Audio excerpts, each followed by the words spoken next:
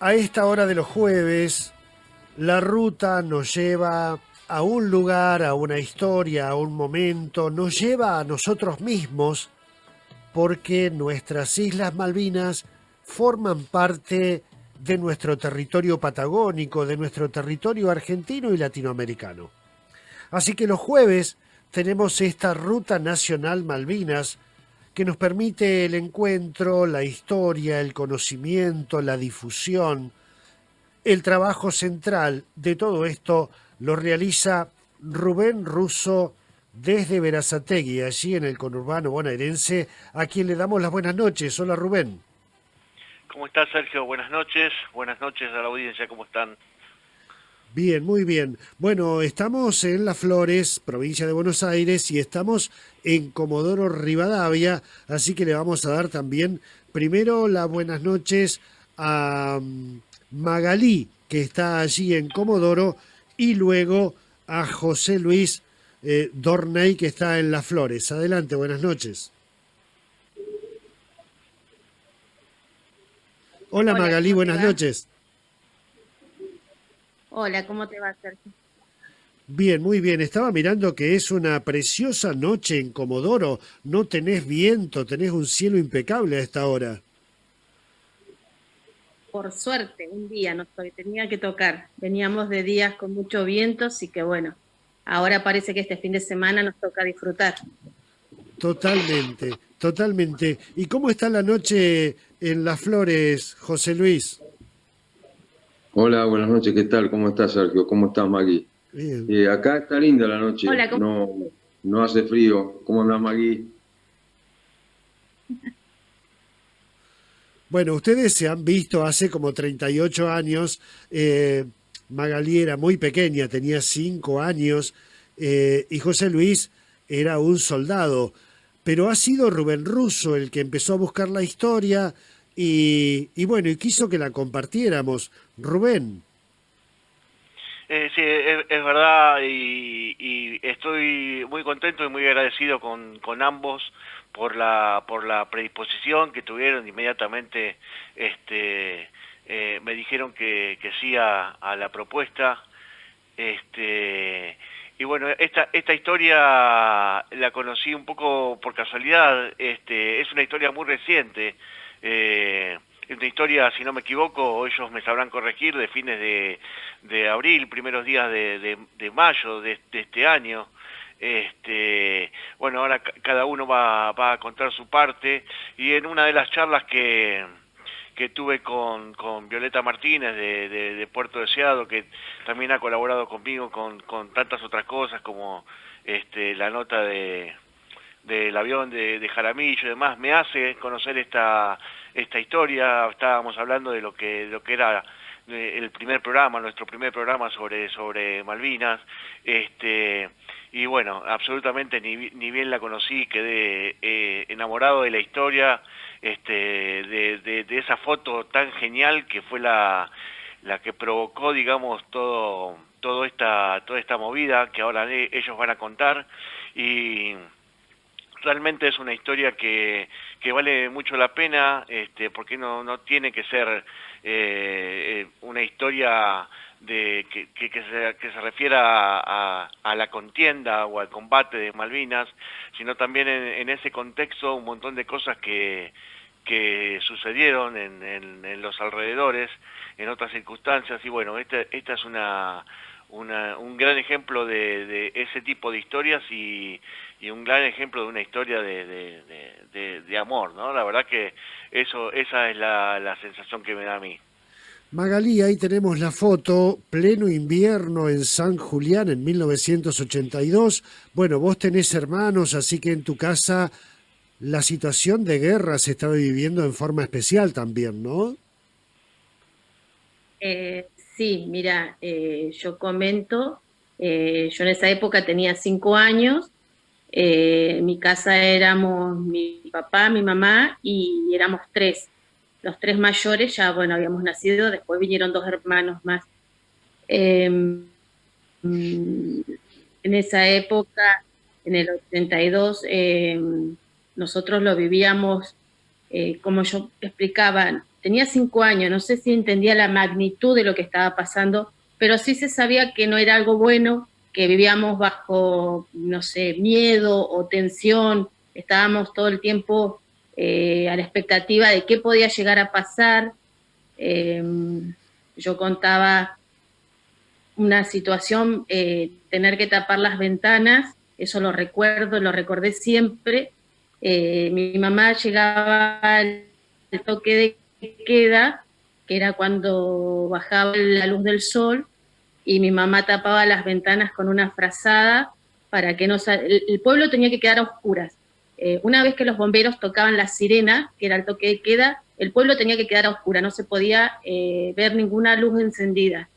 Entonces, como en el invierno era temprano todavía, mi mamá tapaba las ventanas con frazadas para que no se viera la luz. Eso me Totalmente. quedó muy vivido. Los Después, oscurecimientos, Magalí, claro, en nuestra zona se vivieron así.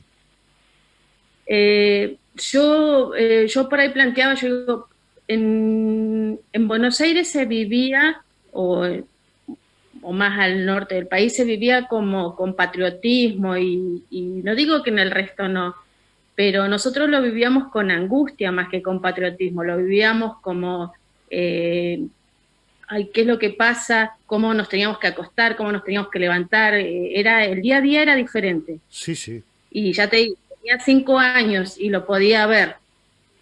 Y además, Magalí, que estaba todo el movimiento de tropas en nuestros pueblos de Patagonia. Así es como te encontrás con este soldado. Claro, yo donde vivía, vivía a 2 cuadras de uno de los lugares donde iban los soldados yo no sé si iban a dormir, a comer o a qué, pero iban ahí, que se llama La Parrilla.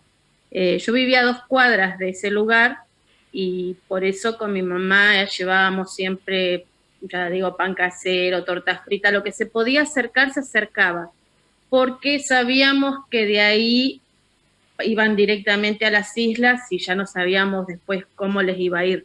Por eso te digo, yo no entendía la magnitud, pero sí sabía que no era algo bueno a lo que iban los chicos que estaban ahí. Y era como, por ahí yo digo, yo no lo tomé como algo tan altruista, sino que era como lo que se hacía. Había que hacer eso y se hacía, se llevaba lo que se podía. Claro, claro. Y cuando te encontrás con José Luis como soldado, tengo entendido que notás que tiene las manos frías y de ahí te sale el gesto de niña, el gesto humano, ¿no?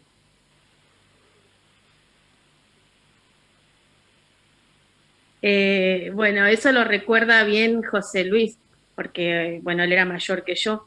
En mi caso, yo lo que siempre recordaba era haberle regalado una bufanda a un soldado. Eso sí lo recordaba, no me acordaba de los guantes, pero la Mirá, bufanda sí me acordaba. Y es más, cuando estábamos en la escuela, que se conmemora el 2 de abril, siempre se contaban anécdotas, cómo lo habíamos pasado, porque bueno, mi generación teníamos 5 años, 6 años, y podíamos recordar algunas cosas, y yo siempre recordaba eso, una bufanda. Yo recordaba que haber regalado una bufanda, no sé por qué me quedó, pero me quedaba eso, más allá del pan y todo el resto, porque eso era como que lo llevaba con mi mamá, pero la bufanda me había quedado. Yo dije, bueno, llevé una bufanda. claro.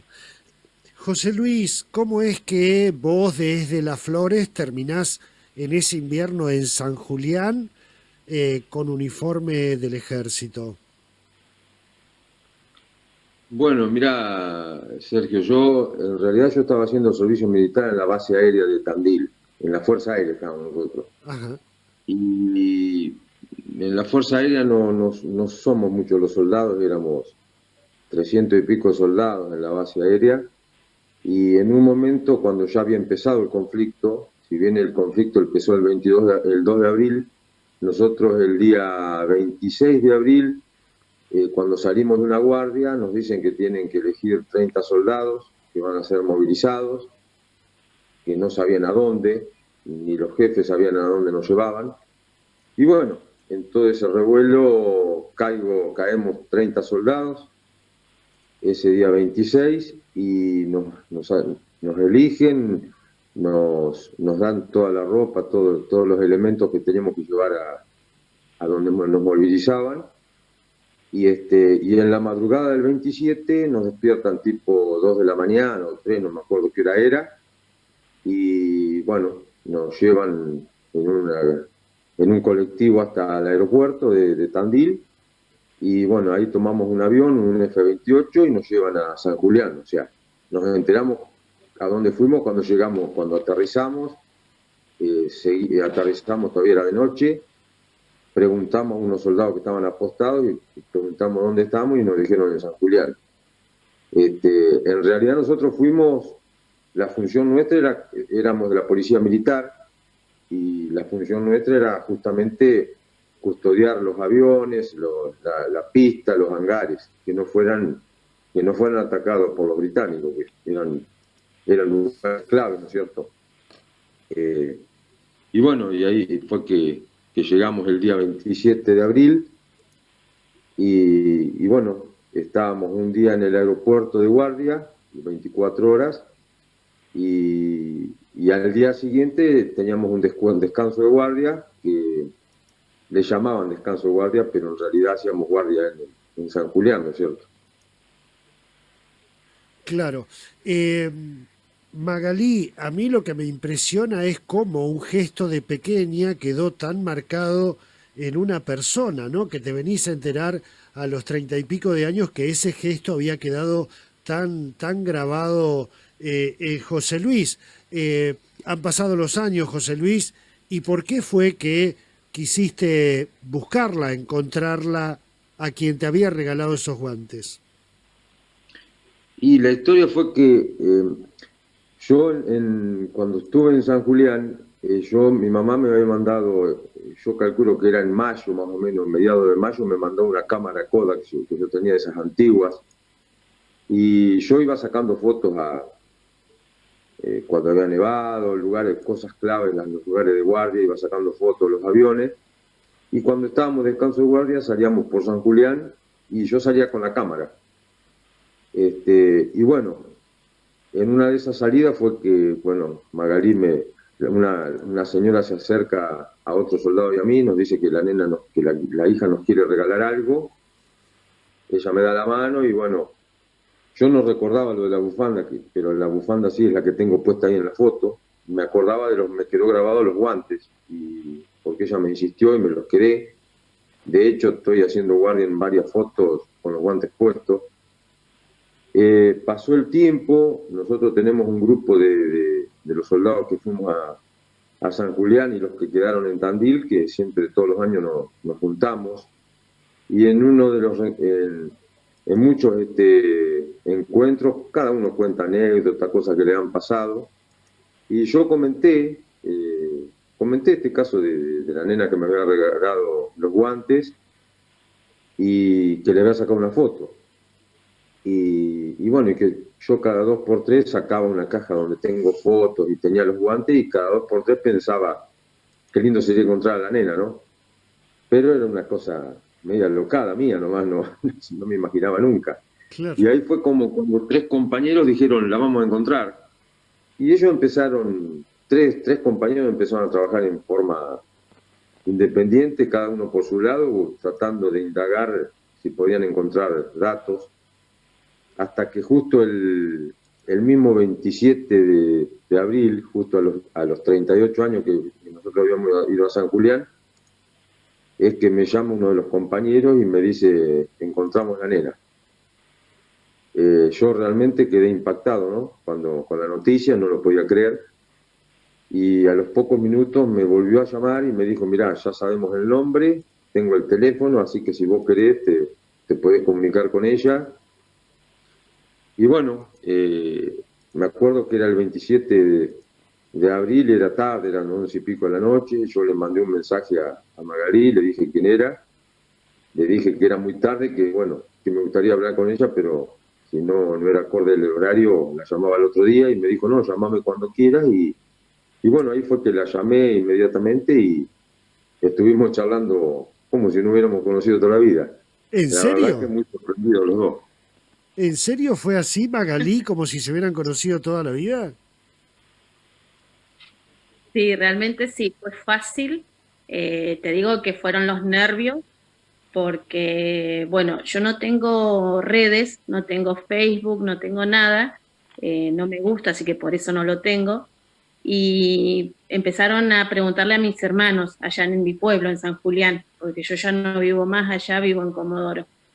Le empezaron a preguntar a mis hermanos, mi hermana me empieza a mandar mensaje a la mañana, no me acuerdo bien qué era, si sábado o qué era, y me manda mensajes que me estaban buscando.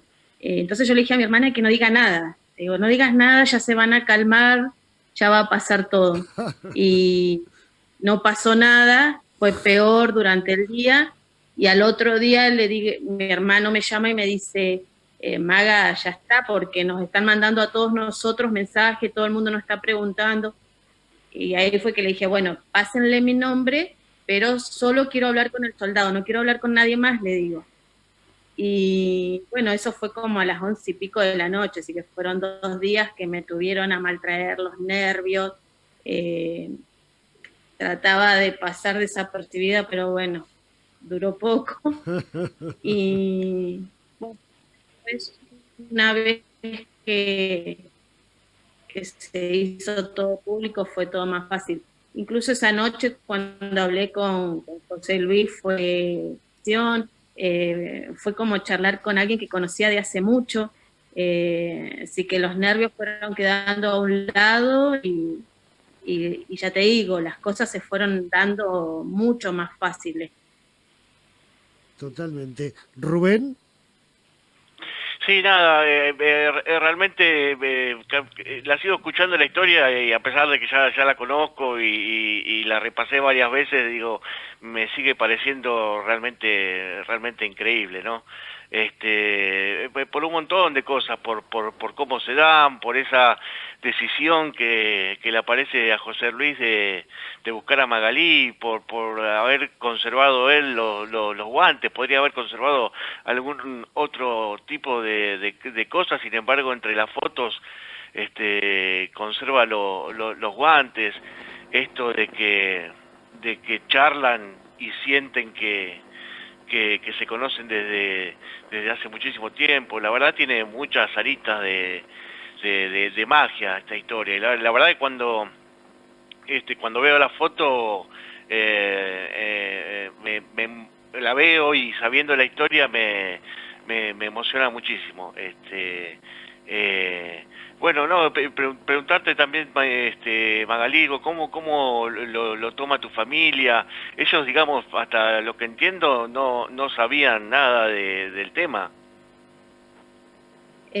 No, en realidad no, más que comentarlo como una anécdota, como algo de que un recuerdo así al pasar. Alguna vez yo le regalé a un soldado una bufanda y bueno, más que eso no se comentaba. Nunca, yo te digo, yo lo tomaba como algo que se hacía normalmente, no era como algo tan altruista o para destacar tanto, era como lo que se hacía. De hecho, cuando pasó todo esto, muchos comentarios que le llegaron a mis hermanos, porque ya te digo, como no tengo redes, a mí no me llegan, salvo porque mis hermanos me comentan, gente que le decía, yo recuerdo cuando había una señora de Gallego, un soldado que había tocado estar en Gallego y que le agradecía a una señora que le dejaba la puerta del garaje abierta para que ellos pudieran entrar a tomar café con galletitas. Y yo decía, y está bueno porque hizo que mucha gente recordara cosas que por ahí uno lo tomaba como un recuerdo al pasar, como algo vago que quedó ahí en el olvido y ya está. Y después de esto mucha gente empezó a recordar, a agradecer, ya te digo, era como lo que se hacía, no era como algo que se veía raro, sino que se tenía que hacer y se hacía, se tenía que ayudar. Vos veías que eran... Yo hoy por hoy tengo 2 hijos, uno tiene 24 y el otro tiene 21, y yo no me imagino a mis hijos lejos de mí que estén pasando una cosa así. José Luis tenía 18 años nomás, era un pibe, no sé, no me imagino a mis hijos lejos, y que tengan que pasar siquiera frío. Imagínate si tienen que pasar hambre y muchos más si tenían que ir a combatir.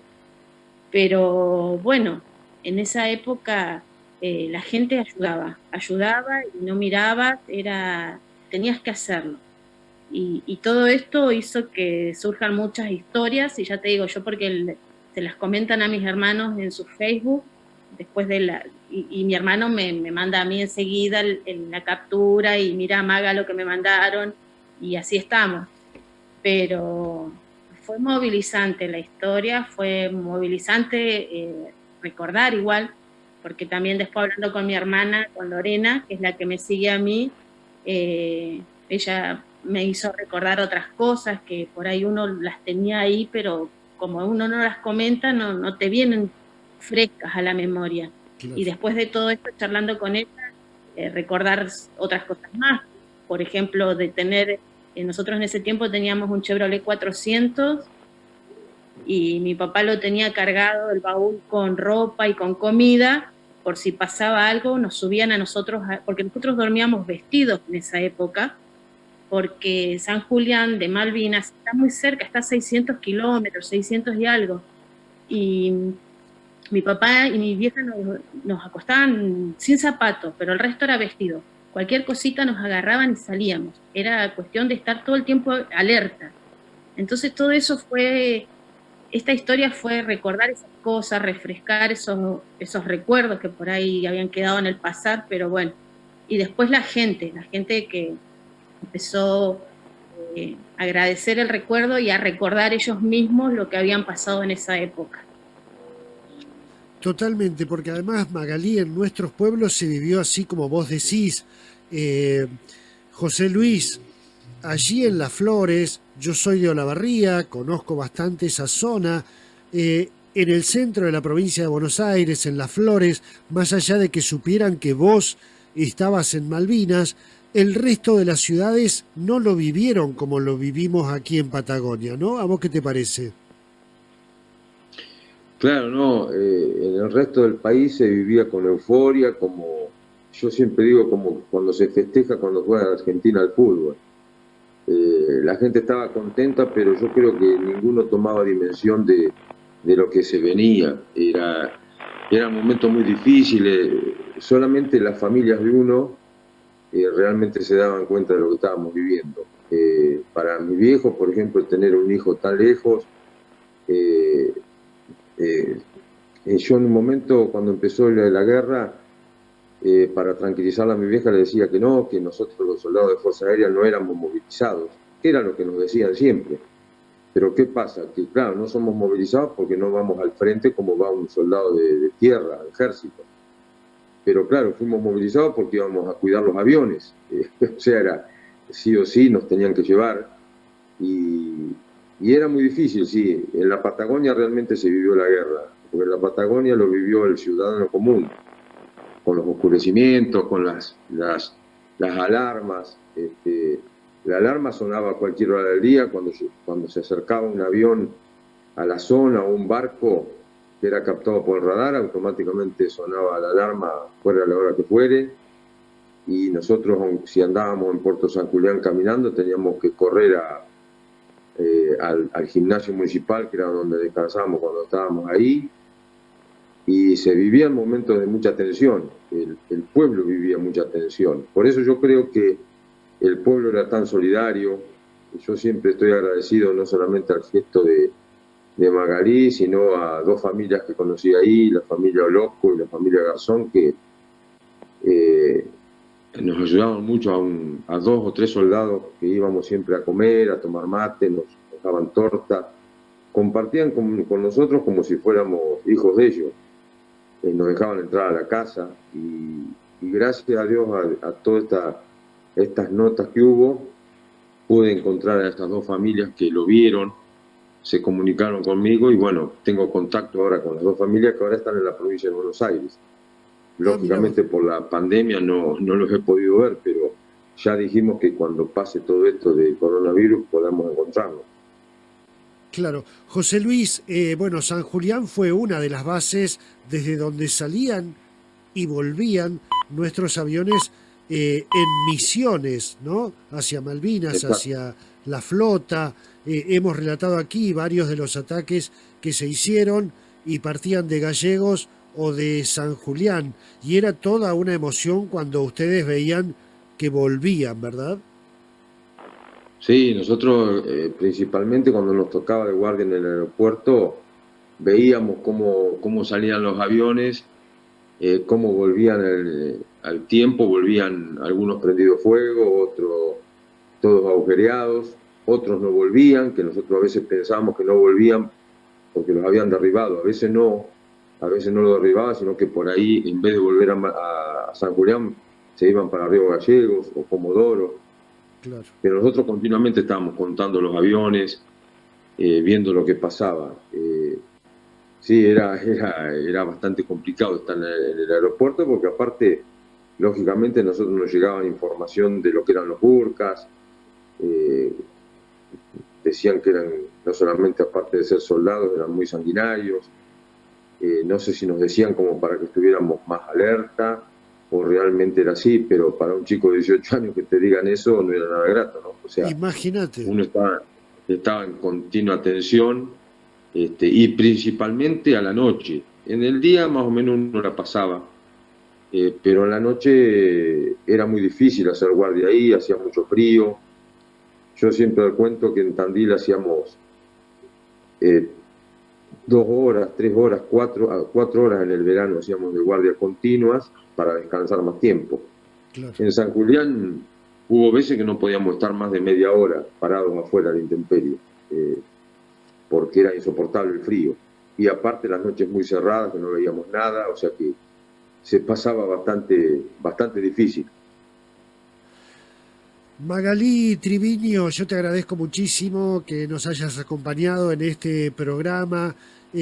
Yo sé que te cuesta muchísimo el tema de los medios, pero a mí me gustó porque en vos hay muchísima gente que se va a sentir representada, que vivió aquella época. Así que bueno, te agradezco mucho y el trabajo que ha hecho Rubén también es formidable.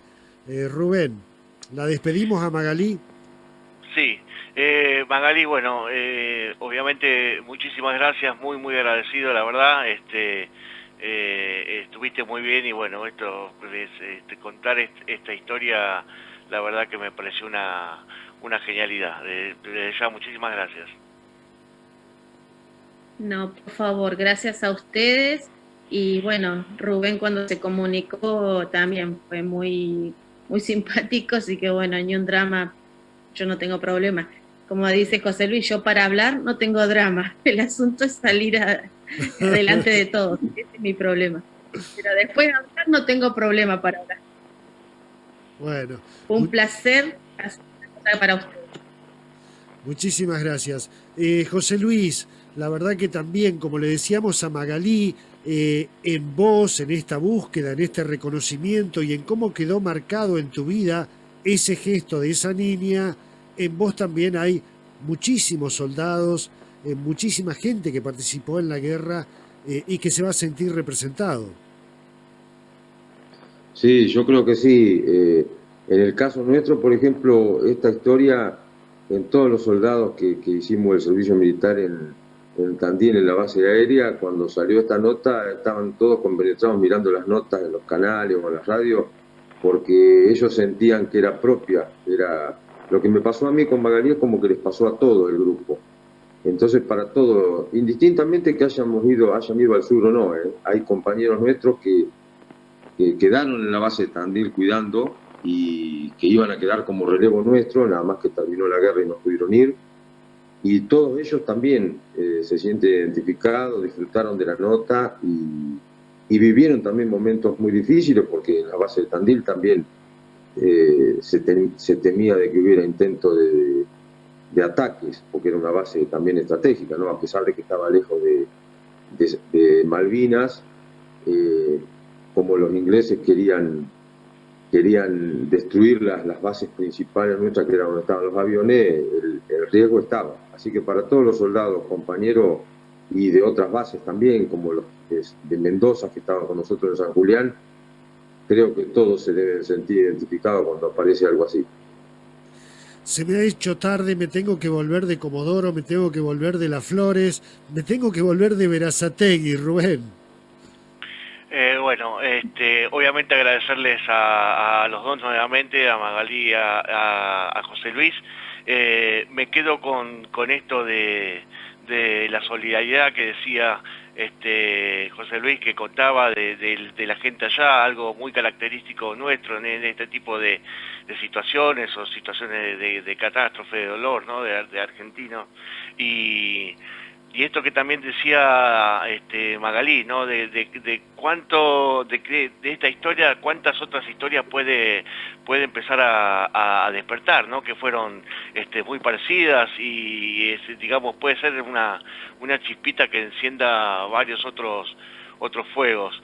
Y eso está buenísimo porque nosotros cuando nos propusimos hacer el programa que tomamos el verbo malvinizar, y creo que modestamente lo estamos haciendo, contando estas historias y haciendo que mucha más gente pueda conocerla. Muchas gracias por el espacio nuevamente, Sergio, por hacerme partícipe de esto. Saludos a la gente que colabora, Violeta Martínez de Puerto Deseado, y bueno, Alejandro también, que estuvo colaborando conmigo, encontrarnos el próximo jueves con una nueva historia. Magalí, José Luis, Rubén, muchísimas gracias, abrazos. Muchas gracias. Saludos a todos ahí. Viaje al puerto de la noche. Conduce el escritor y periodista Sergio Sarachu.